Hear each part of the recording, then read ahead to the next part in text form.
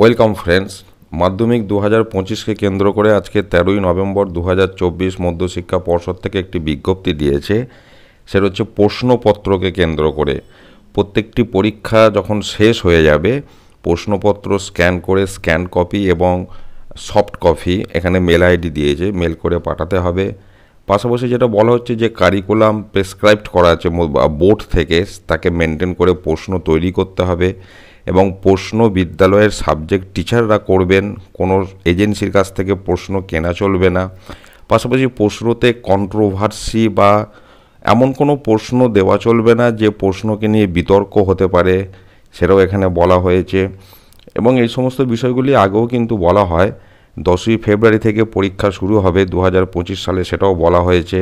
সেটাকে মাথায় রেখে এবং টেস্টের যে শিডিউল দেওয়া হয়েছে, যে টাইমের মধ্যে করতে হবে পরীক্ষা, তাকেও মান্যতা দিতে হবে।